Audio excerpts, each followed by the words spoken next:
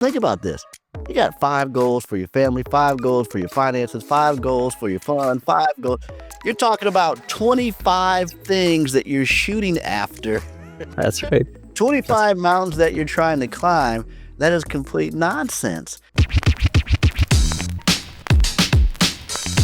Today's episode of The Pro Guide is brought to you by Small Pond Productions, the producers of this podcast. If you're looking to boost your brand's voice with professional end-to-end podcast production, whether it's an interview show or telling stories with audio, we walk you through every step of the process to make you sound great. Head to our website and download the free Podcasting Made Simple guide. 8 critical things you need to know before launching your brand's podcast. It's all available at smallpond.productions. Well, welcome everybody to The Pro Guide, where we learn from thought leaders in business, technology, and leadership. And today, we're honored to be joined by Chris Robinson. He's an executive vice president of Entrepreneurial Solutions Group at Maxwell Leadership and author From Drift to Drive. And Chris has spent over 2 decades equipping leaders from across industries with the mindset and skills for meaningful impact. And he's not only leading the global expansion of the Maxwell Leadership Certified team, but he's also championing this idea that success can be its own form of drift, quietly pulling high achievers away from their purpose. So in this conversation, we're going to unpack how to spot that drift, how to maybe reclaim some of that drive, and lead with some sharper clarity than ever before. Chris, we're honored to have you. Thank you so much for joining us today. Andrew, thank you so much for having me today. I'm so excited to be on here with you. Looking forward to having a great time and adding value to people.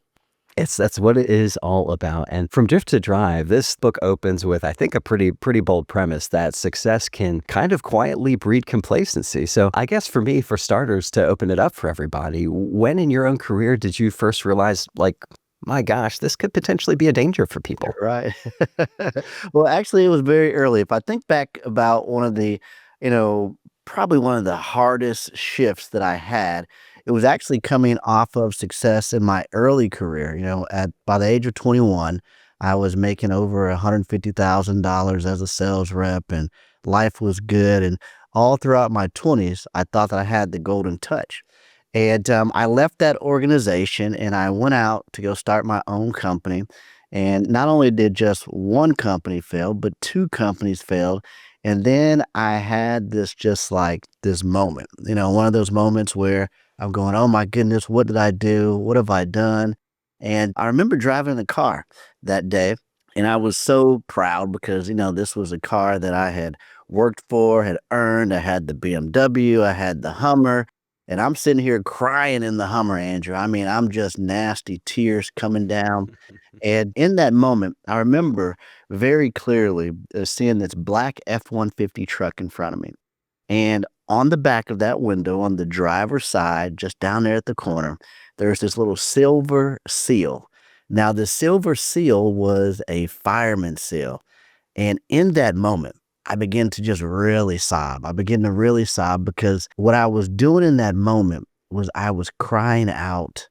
And, for me, I'm a person of faith and don't want to offend anybody out there, but I was crying out to God going, why can't I just take a normal job? Now, being a fireman is not a normal job by any stretch of the imagination. So I don't want to offend any fireman out there going, hey, this guy's crazy for saying this is a normal job. But kids grow up wanting to be a fireman, wanting to be a police officer, wanting to be a doctor, wanting to be a lawyer. And I just was always involved in commission sales. Mm-hmm. I am crying out in this car, God, why can I just take a normal job?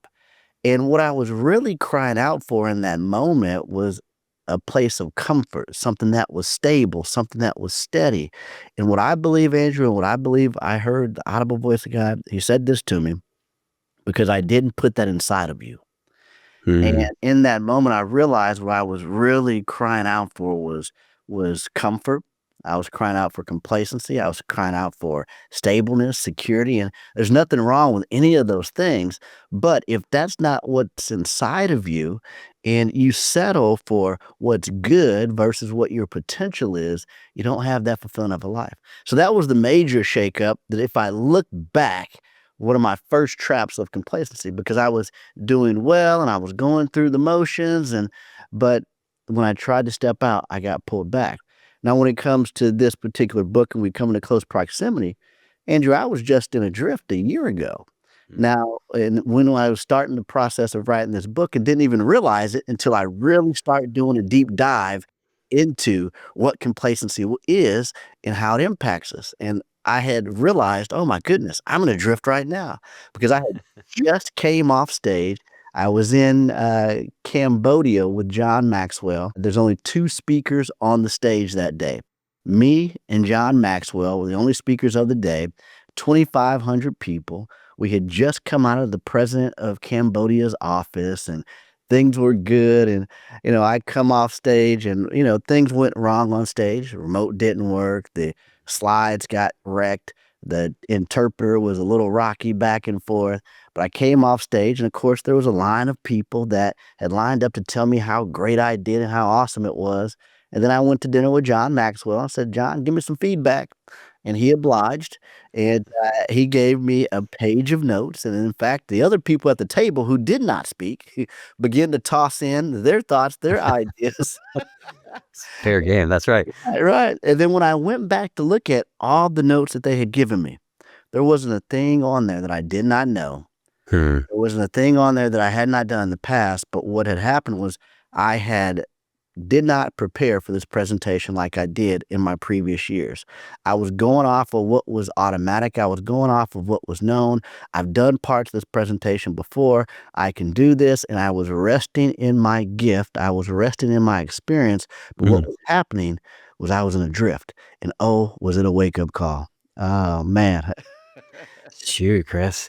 Yeah, you're speaking right at me. That's perfect. It's so easy too. I think sometimes when you hear somebody sharing these self-disclosing stories about themselves to kind of enter into your space and say, "My gosh, that applies to me."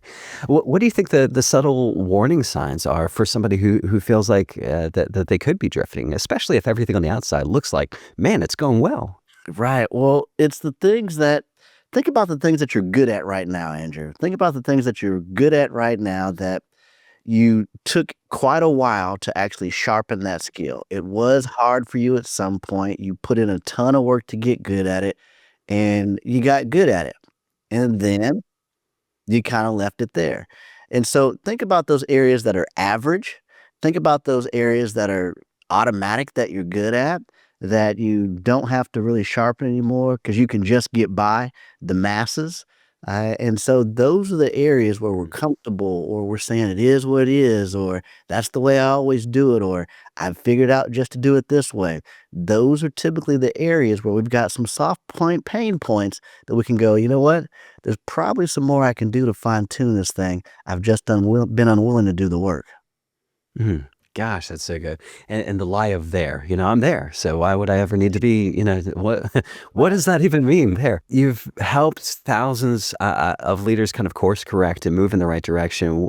Is there anything that you come across that this is an unconventional or surprising strategy that actually does work for reigniting that drive for people? Is awareness enough, or is there something else to it? Well, there's awareness, but you have to make a commitment. In the book, I talk about what we call the complacency hydra. In the Greek mythology, there's what's called the hydra, which is the, 3 to 6 to 9 headed monster that comes out, to get you. And one of the heads of the hydra that I think a lot of successful people struggle with is the head of again.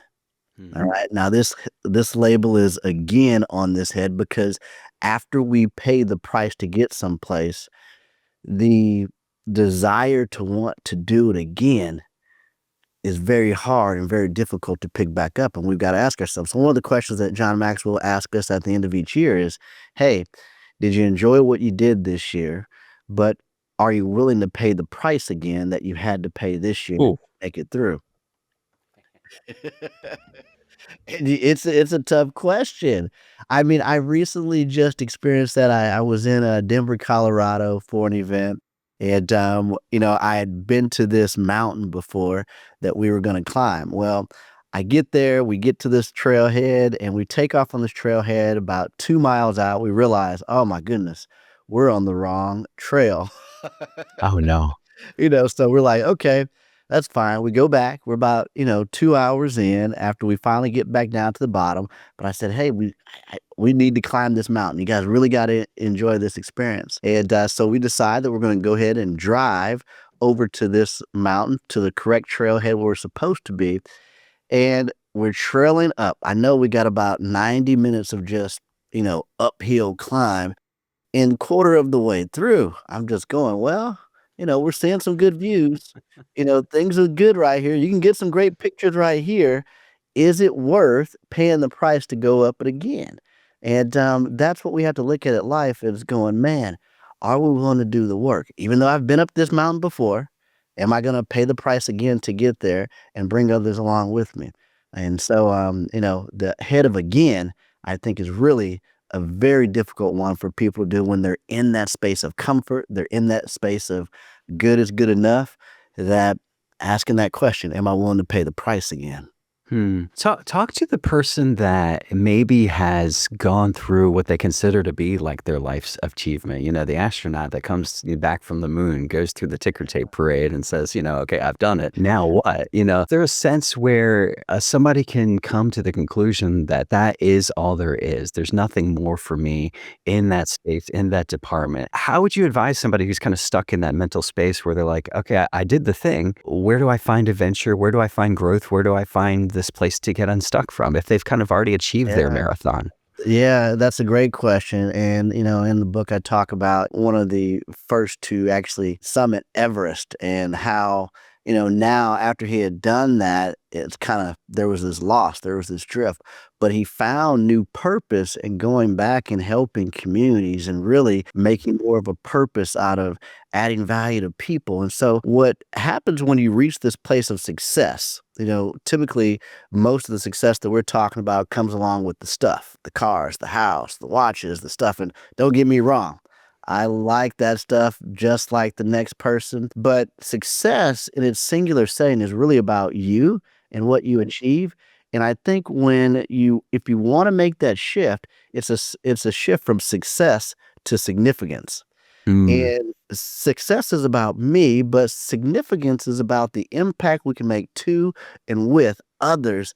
And that's a whole another life of fulfillment that you will never get just by seeking success alone. Well said. That's a fantastic distinction too between the two of those. One kind of relies on this external feedback of like, yeah, you made it, and the other's like, okay, this is an endless journey. We mentioned there is no there. Talk to me about something that you feel like you maybe believed 10 years ago or 15 years ago in leadership. And now that you've kind of continued to gain experience and knowledge as you're going through this, you realize, you know what, that's not necessarily true. Or maybe the terrain has shifted for me in that space. Yeah, this is funny because if I go back to it, and this is gonna sound odd, but it would be the gigantic shift in goal setting that I've had over the past 10, 15 years. Hmm. 10 years, 15 years ago, I was a heavy teacher on setting goals in 5 different areas of your life. And, I'd have 5 goals in this area, 5 goals in that area. And that is absurd in this point. Now, I know a lot of people still teach this, but think about this. You got 5 goals for your family, 5 goals for your finances, 5 goals for your fun, 5 goals. You're talking about 25 things that you're shooting after. That's right. That's 25 mountains that you're trying to climb, that is complete nonsense. And so for me now, it's that shift of, okay, what's the one goal this year that I could put all my effort towards to move in that direction? And when I began to just singularly focus on a thing and pursue that and let everything move towards that specific thing, it becomes a whole lot faster. It becomes a whole lot more clear. There's a lack, not a, this overwhelm that comes. And so if I had to look back if I look back and go, okay, what's something that I thought and believed 10 years ago that I don't today? It's in setting, all of these elaborate goals in all these different areas of my life. Hmm. I'm curious about, as you've written this book and all the different principles that are kind of resident within it, if you could snap your fingers and have everybody on planet Earth receive and instantly understand and attain this one principle, is there anything in the book where it just becomes Yeah. an easy yes? Like, If we could have everybody get this thing from the book, my gosh, we'd Yeah. all be firing on the right cylinders there. Yeah. So I teach a 7-step framework, but in essence, you can really break it down to a 2-step framework. Okay. And it's this phrase that can really help you move from where you are to where you want to go and continue to move on again. And the phrase is this: learn a little bit, do a little bit. Hmm. Learn a little bit, do a little bit. What most people do whenever they're setting off on a brand new endeavor, no matter what it is, they go off and they want to learn. They go to school. If I go back and get this PhD, if I go back and get this master's, if I go back and get this bachelor's, if I take this course, I just want to learn everything in it first before I actually take any action. And if you want to move towards something faster, it's learn something and then go and do something, because when you do something, you actually learn a whole lot more. And so it's that 2-step process that will help you progress from where you are to where you want to go. And so if you don't get anything else out of the book, if you don't get anything else out of it, if you get that philosophy down, I believe you'll go further faster. Rapid feedback. You're right. You're absolutely right. And for anybody who's ever like purchased a cell phone or a car, we love to go into the research phase. Tell me everything. Make me the expert about that thing before I take that next step. And learning a little, having rapid feedback, being able to course correct. Man, you get so many more iterations than the loop, and you go further faster. I Yeah. love that. I love it. Talk to me about if a listener is maybe feeling stuck. They're successful, but maybe they feel stuck. Are there any kind of great first questions they should ask themselves? You mentioned, just coming off the stage Yeah. in Cambodia, and then all of a sudden it hits you like, my gosh, I am in drift, and I didn't realize it. Right. Is there a question they can ask that can maybe trigger that awareness for them a little bit easier? Yeah, it's a real simple question that I think can trigger everyone that's listening, and it's a blank sheet of paper. Everywhere I go, I got a notebook, and as I'm sitting at the dinner. But if you just write the top of this, what do I want? Hmm. Okay, real simple question. What do you want? When clarity comes, and every single time that you're crystal clear on what it is that you want, you get it every single time. So if you just remove everything else in life that's happening, that's going on, that's keeping you busy, and ask yourself the question, what do I want? And you can write down that one, two, three things. And then now there's a place for you to start and go, you know what? It wouldn't be very difficult for me to reach this if this is really what I want, and this is the only thing I want to focus on doing. And so asking yourself that question, I think really clears up the clutter and gives you the clarity that you need to move forward. Because every single time that you've been crystal clear on what you wanted, you've got it every single time. I mean, the evidence of that, Andrew, is the hat on your head. At some point, you said, "Hey, I like I love that. this hat. Yeah, that's right. Gonna be my style." And you said, "Hey, you might not have had the money at the moment, you might not have been able to make it happen, but it sat there clearly in your mind, and then at some point you said, 'I've got it, and it's mine.'"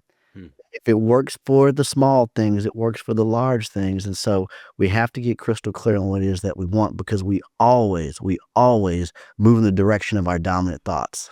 Yes. Yes, that's amazing, Chris. And talk to me about for yourself, as you think through your career at Maxwell and then the next, 1, 3, 5 years, do you mind articulating a little bit of what you'd like to see happen for yourself? Like clarity, you moving forward. Yeah, What is it yeah. that Chris wants, kind of Right, a thing? yeah, what does Chris want this year, there's only one goal on there this year, and it's complete this book and get this in the hands in the first week of 17,000 people. Mm, And so love it. every single day, I mean, this is every single day, I've only got one thought, and that's, how can I get a book into a person's hands? How can I get a bulk of books into a organization? How can I, let someone know about the 7-step framework? So there's not a day that goes by that I don't text somebody about, "Hey, did you get the book yet? Do you know Mm, organization?" There's not a day that goes by that we're not focused on that goal. And the goal is not just to sell a number of books, but the goal is to actually have the 7-step framework become known, to have the 7-step framework help millions of people around the world stop drifting and start driving. hmm.